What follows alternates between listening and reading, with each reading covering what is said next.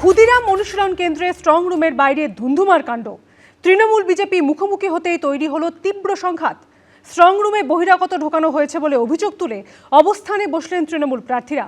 কিছুক্ষণ পর সেখানে পৌঁছে গেলেন বিজেপি প্রার্থীরাও। আর এদিকে সাংবাদিক বৈঠক করে সবটা স্পষ্ট করে দিল কমিশন, জানিয়ে দিল সমস্ত ইভিএম ও ব্যালট সুরক্ষিত আছে।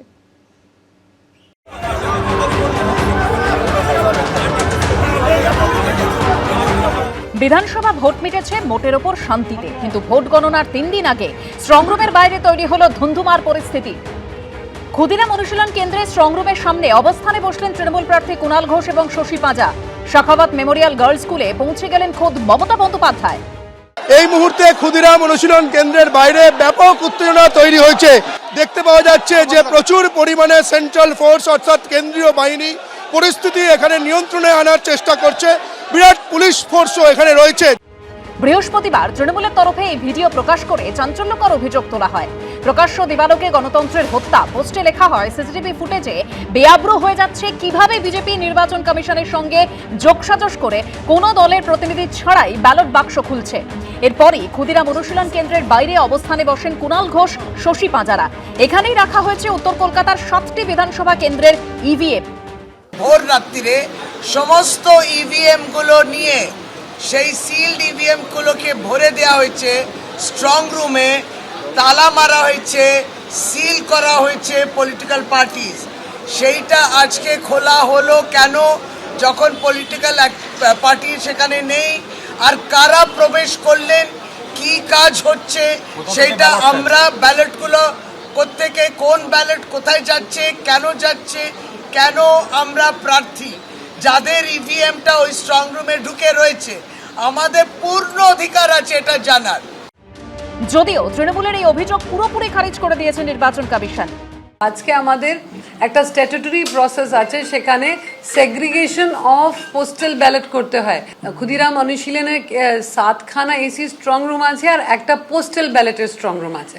এবার এই যে পোস্টাল ব্যালট ছিল এগুলো সেই এক্সট্রা যে স্ট্রং রুম আছে ওখানে রাখা ছিল। আমরা ওই পোল্ড ব্যালটসটাকে বাইরে না নিয়ে এসে ওখানেই যে করিডোরটা ছিল সেখানেই আমাদের এআরওরা, অ্যাসিস্ট্যান্ট রিটার্নিং অফিসার, তারা ওই করিডোরের মধ্যেই বসে ওই সেগ্রিগেশনের কাজটা করছিল। রাতে কুণাল ঘোষরা দাবি করেন তাদের ভেতরে ঢুকতে দিতে হবে। পাল্টা তাদের উদ্দেশ্যে প্রশ্ন ছুড়ে দেন মুখ্য নির্বাচনী আধিকারিক। ভেতরে লোক ঢুকে হাতে হাতে ব্যালট ঘুরছে, সেটা তো বাইরের টিভি স্ক্রিনটায় লাইভ স্ট্রিমিংয়ে দেখা যাচ্ছে। তোমরা যদি বলে থাকো যে আমাদের মেল করা হয়েছে, তা আমরা মেল দেখাচ্ছি, তোমরা ঢুকতে দাও। তাহলে মেল করার মানে কি? তোমরা মুখে বলছো ডাকা হয়েছে, দেখতে এসছি যখন তখন সেটা তোমরা ঢুকতে দেবে না। সম্পূর্ণ ট্রান্সপারেন্সির অভাব। সাপোজ 4টার সময় টাইম দিয়েছেন, আসেনি কেউ, তো ওটা খুলবে নাকি? কাল সকালে তো নিয়ে যেত ওখানে। সাপোজ 8 জন ক্যান্ডিডেট আছে, 7 আসবেন, 1 আসবেনই না, তো এটা কি এক্সচেঞ্জ হবে নাকি? আপনি খবর পেয়েছেন, আপনি জানেন, you don't come, what can we do? এর আগে চাপানোতর ঘিরে উত্তপ্ত হতে থাকে পরিস্থিতি। তৃণমূলের পাল্টা ঘটনাস্থলে পৌঁছন বিজেপির তাপস রায়, সন্তোষ পাঠকরা। দুপক্ষের মধ্যে স্লোগান যুদ্ধ শুরু হয়।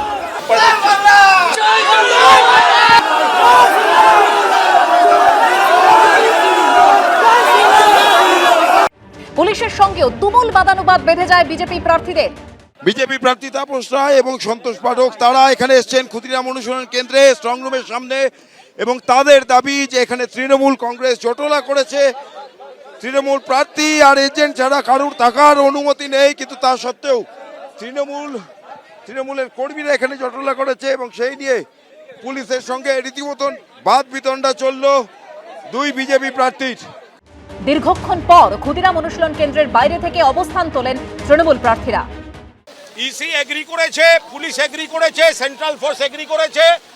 আমাদের না জানিয়ে কোনো অবস্থায় স্ট্রং রুম খোলা হবে না, কাউকে ঢুকতে দেওয়া হবে না। এর বাইরে যেখানে সিসি ক্যামেরা লাগাবার দরকার ওরা লাগাবে, আর তার ইনপুটটা বাইরে থেকে দেখা যাবে।